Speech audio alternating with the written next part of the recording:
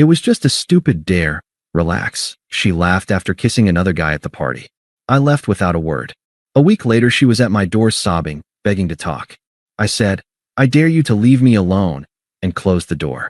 Hey viewers, before we move on to the video, please make sure to subscribe to the channel and hit the like button if you want to see more stories like this. Thanks. I think somewhere along the line, Jessica forgot I was a real person. To her, I was this stable boyfriend. I was the NPC in her life's movie who paid half the rent, walked her dog when she was hungover, and listened to her complain about her marketing job for hours without interrupting. I was the safety net. I was the guy who was always there, which meant she never had to worry about losing me. And because she didn't worry, she stopped respecting me. It didn't happen overnight.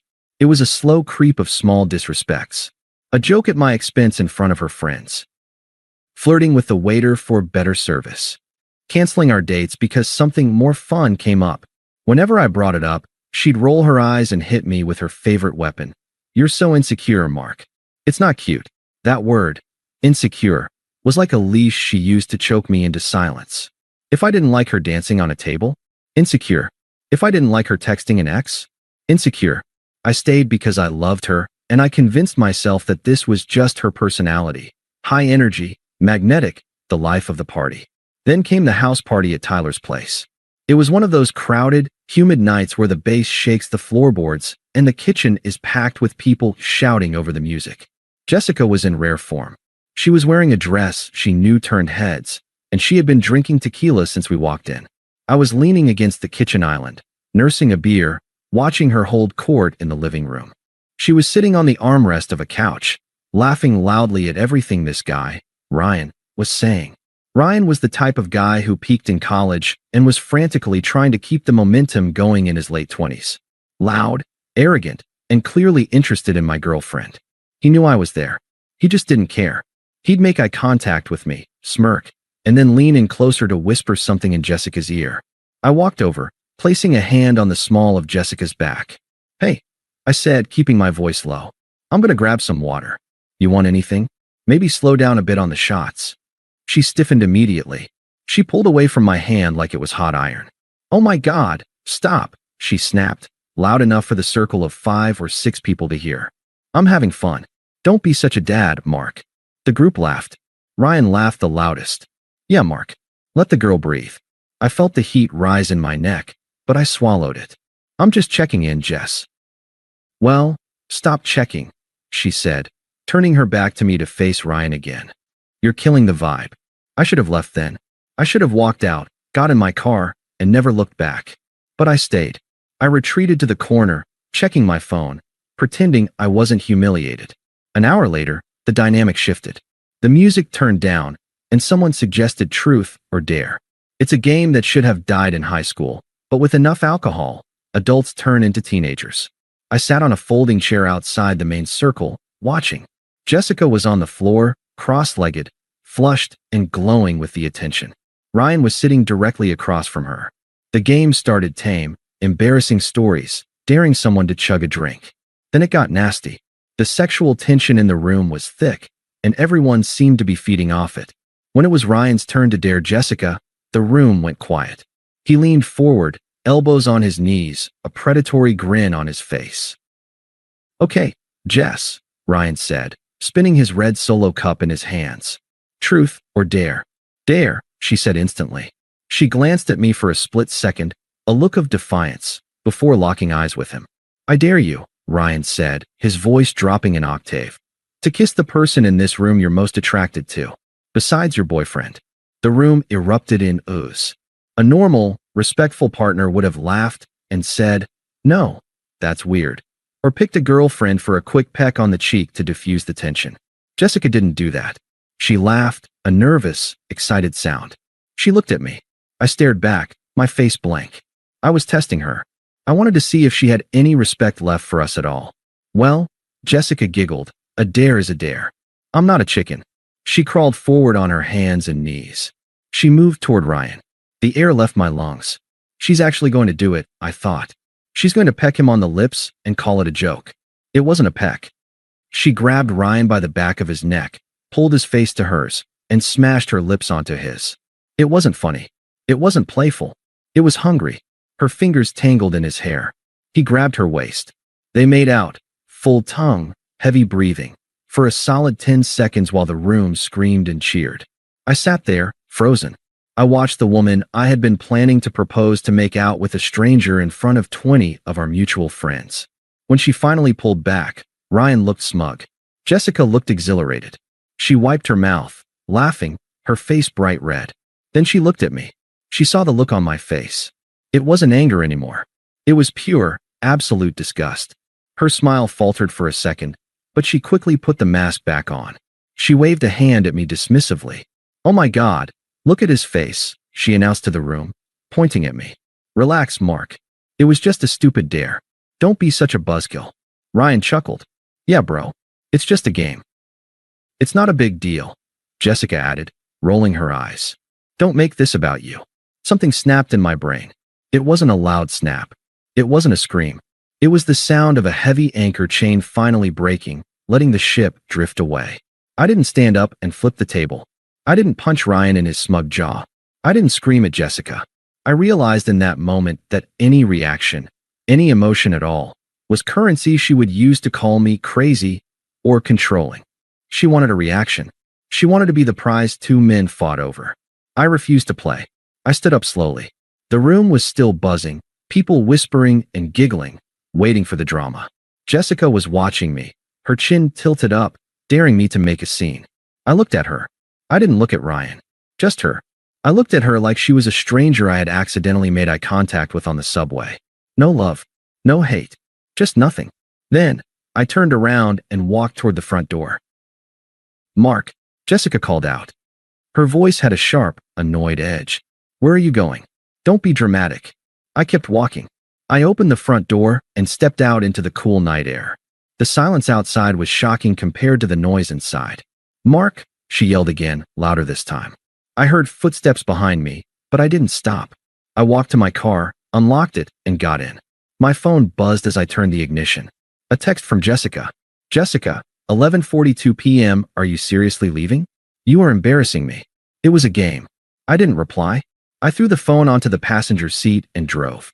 We lived together. It was technically my apartment. I was on the lease. She just transferred me rent money whenever she remembered, but her stuff was everywhere. I pulled up to our building. The clock on the dashboard read 11:55 p.m. I knew her habits. She wouldn't leave the party yet. She was too proud. If she left now, she'd look like she was chasing me, and Jessica didn't chase. She would stay, drink more, flirt with Ryan to punish me for leaving, and crash at a friend's place or stumble home at 4 a.m. expecting me to be awake and angry. She expected a fight. She expected me to demand an apology so she could withhold it. I walked into the apartment. It smelled like her vanilla candles. It felt like a tomb. I went to the bedroom and pulled my two large suitcases from the closet. I didn't pack emotionally. I packed strategically. Clothes, laptop, important documents, the watch my grandfather gave me, the external hard drive with all my work. I moved with the efficiency of a soldier breaking camp. I didn't smash her pictures. I didn't cut up her clothes. I simply removed myself from the equation. I cleared out the bathroom cabinet, leaving her clutter of makeup and creams behind. I took my pillows. By 12:45 a.m., the car was loaded. I did one last sweep of the apartment. I took the spare key off the hook by the door. I left my key on the kitchen counter, right next to the framed photo of us from Hawaii. I looked at that photo. We looked happy. I remembered that trip. I paid for it. I planned it. And she spent the whole week on her phone posting stories to make her friends jealous. I realized I hadn't been dating a partner. I had been funding an audience member. My phone buzzed again. "Jessica, 12:50 a.m. Ryan is offering to drive me home since my boyfriend is a child. Don't wait up." Manipulation. She wanted me to panic. She wanted me to text back. "No, I'm coming back. Please don't get in the car with him." I looked at the text and felt relief. I opened the settings on my phone. Block contact, Jessica. Then I went to Instagram. Block user. Facebook. Snapchat. LinkedIn. Block. Block. Block. I drove to a 24-hour motel on the edge of town. It wasn't glamorous, but it was quiet. I sat on the edge of the stiff bed, staring at the wall. I expected to cry. I expected to feel heartbroken. And I did, in a deep, dull way. But mostly, I felt like I had just walked out of a burning building. I coughed the smoke out of my lungs and took a deep breath of clean air.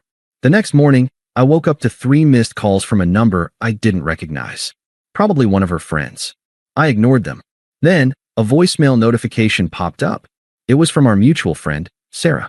I debated deleting it, but curiosity won. I held the phone to my ear. Mark? It's Sarah. Look, I don't know what's going on, but Jessica is freaking out. She got home, and she said your stuff is gone? She's crying hysterically. She said she didn't mean to hurt you, and she doesn't know where you are. Just call her, okay? She's really sorry. I hung up. She's sorry my stuff is gone, I corrected mentally. She's not sorry she humiliated me. She's sorry the safety net vanished. I didn't call back. Instead, I called my landlord. Hey, Mr. Henderson. It's Mark. Look, there's been a situation. I've moved out. The lease is up in 2 months, right? I'll transfer you the full rent for the remainder of the lease today. Keep the security deposit, but take my name off the renewal. Whatever happens in that apartment from this second forward isn't my problem. Okay, Mark, the landlord stammered. Is Jessica staying? That's up to her, I said. But she'll have to pay for it herself. I hung up and transferred the money. It was a lot, thousands of dollars I had been saving for a ring. But paying for my freedom was the best investment I could ever make. I was technically homeless, single, and starting over. But as I sat in that diner eating cheap eggs and toast, I realized something important. I had won the game. I had finally stopped playing. But the thing about people like Jessica is that they don't know when the game is over. They think every silence is just a pause before the next round. She didn't realize that I hadn't just paused the game. I had unplugged the console and thrown it in the trash. And she was about to realize just how loud silence could be. The silence lasted for about 3 days. That's how long it took for the shock to wear off and the panic to set in. During those 3 days, I was a ghost. I went to work, I went to the gym, and I went back to the motel. I didn't post on social media. I didn't check her stories. I didn't ask about her. But just because I wasn't looking didn't mean the world stopped turning. Since I had blocked Jessica, she deputized her friends to do her dirty work. In the Reddit world, we call these flying monkeys. People sent by the narcissist to guilt trip the victim back into line. On Wednesday, I walked out of my office building to find Sarah, the friend who had left the voicemail, leaning against my car. We need to talk, she said, crossing her arms. I have nothing to say, Sarah. I unlocked my car door. You can't just abandon her, Mark. She's a mess. She hasn't eaten in 2 days. She's scared. I stopped and looked at Sarah over the roof of my car. Scared of what? The consequences of her own actions. It was one kiss, Sarah shouted, attracting stares from people walking by. One drunken, stupid kiss. And you left her with the rent. You cleared out the bank account. I took my half of the savings, I corrected calmly. And I paid the rent for the rest of the lease. She has a roof over her head for free for 2 months. Most guys would have left her with the bill. If she can't figure out her life in 60 days, that's not my problem. But she loves you. No, she doesn't, I said. She loves that I pay the bills and fix her car. She loves that I'm safe. But she doesn't respect me. And Sarah? If you were a real friend to her, you'd tell her to grow up instead of coming here to harass me. I got in the car and drove off. Later that night, I got the full story from Tyler, the guy who hosted the party. He was one of the few friends who actually had a moral compass. We met for a beer, and he looked uncomfortable. You did the right thing, man, Tyler said, shaking his head. I thought you should know about Ryan. I took a sip of my drink. What about him? He didn't go home with her that night, Tyler said. After you left, Jessica was kind of waiting for him to make a move. She thought they were going to leave together. Ryan laughed in her face. He told her, I don't do drama, and you look like a lot of drama right now. Then he left with some girl from marketing. I felt a cold, dark satisfaction settle in my chest. So, I said, she torched her 3-year relationship for a guy who rejected her 5 minutes later. Yep, Tyler said. And everyone saw it. She's humiliated, Mark. That's why she's spiraling. It's not just that she lost you. It's that she lost you for nothing. She had gambled everything on a pair of twos, and the house had taken it all. On Saturday morning, exactly 1 week after the party, the knocking started. I was staying at a short-term rental apartment I'd found on Airbnb, a quiet studio across town. I hadn't told anyone the address except my parents. But Jessica is persistent when she's desperate. She must have gone to my parents' house and cried until my mom, who has a soft heart, gave up the location. I looked through the peephole. It was her. But it wasn't the Jessica from the party. The glowing, arrogant girl in the red dress was gone. In her place was a woman who looked like she hadn't slept in a week. She was wearing one of my old, oversized hoodies, a calculated move to trigger my nostalgia, and her hair was pulled back in a messy bun. Her eyes were puffy and red. She knocked again, softer this time. "Mark? I know you're in there. Please." I debated not opening it. I could have called the police. I could have put headphones on. But I knew that unless I killed this hope directly, she would haunt me for months. She needed to hear it from me. I unlocked the deadbolt and opened the door. She gasped when she saw me. I looked rested. I was dressed in fresh clothes. I looked like a man who was moving forward. "Mark," she breathed, reaching out to touch my arm. I took a subtle step back, out of her reach. "What do you want, Jessica?" She flinched at the coldness in my voice. Tears instantly welled up in her eyes. I just wanted to see you. I've been calling and texting. You block me everywhere." "That's generally how breakups work," I said. "We didn't break up," she cried, her voice cracking. "You just left. You didn't even fight for us." "There was nothing to fight for," I said. "You made a choice. You chose Ryan. You chose the laugh. You chose the audience." "It was a dare," she sobbed, the tears finally spilling over. "I was drunk. I wasn't thinking. It didn't mean anything. He's gross. He means nothing to me." "I know," I said. "I know he means nothing. And I know he dumped you immediately. That's the only reason you're standing here. If he had taken you home that night, you wouldn't be knocking on my door today. You're not here because you love me, Jess. You're here because you realized the grass on the other side was fake plastic turf." Her face crumbled. She knew I was right, but she couldn't admit it. "That's not true," she pleaded. "I love you. I miss us. I miss our life. I'm so sorry, Mark. Please. I'll do anything. I swear to God, I will do anything to fix this." She dropped to her knees. It was a theatrical, desperate gesture. She grabbed my hand before I could pull away, pressing her forehead against my knuckles. "Tell me what to do," she begged into my hand. "I'll quit drinking. I'll cut off all those friends. I'll give you my passwords. Test me. Punish me. Just dare me to do something. Dare me to prove I love you." I looked down at her. I felt a flicker of pity, but it was distant, like watching a character in a movie make a bad decision. I realized then that I didn't hate her. I just didn't know her. The woman on her knees wasn't my partner. She was a stranger who had mugged me for 3 years of my time. I pulled my hand from her grip gently, but firmly. "You want to dare?" I asked softly. She looked up, hope flooding her eyes. She thought she had me. She thought this was the negotiation phase. She nodded frantically, wiping her face. "Yes. Anything. Name it." I looked her dead in the eye. I didn't smile. I didn't frown. I just delivered the truth. "I dare you to leave me alone," I said. "Forever." The hope died in her eyes instantly, replaced by a look of pure shock. Her mouth opened, but no sound came out. "Goodbye, Jessica," I said. I stepped back and closed the door. I threw the deadbolt. Click. I heard a wail from the other side, a guttural, broken sound. Then sobbing. Then banging on the door. I walked to the kitchen, put on my noise-canceling headphones, and turned on a podcast. I poured myself a cup of coffee and watched the steam rise. After about 20 minutes, the banging stopped. 6 months have passed since that day. I didn't hear much about Jessica after that. I stuck to my guns. I kept the blocks up. I never went back to the old apartment. But small towns talk, and mutual friends talk even when you don't ask them to. From what Tyler tells me, Jessica didn't handle the fallout well. After the 2 months of prepaid rent ran out, she couldn't afford the place on her own. She had to move back in with her parents in the suburbs, a fate she always said was her worst nightmare. Apparently, the party girl reputation curdled. When you're 22, getting drunk and cheating is a mistake. When you're pushing 30, it's a red flag that scares every decent man away. She's single, and according to Tyler, she spends a lot of time posting vague, sad quotes about lost love and forgiveness on Facebook. Ryan is still Ryan, a loser drifting from bar to bar. They despise each other now. As for me, I got that promotion I was working toward. Without the emotional drain of a partner who called my ambition boring, I doubled down on my career. I used the money I saved from not buying that engagement ring to put a down payment on a small house. My house.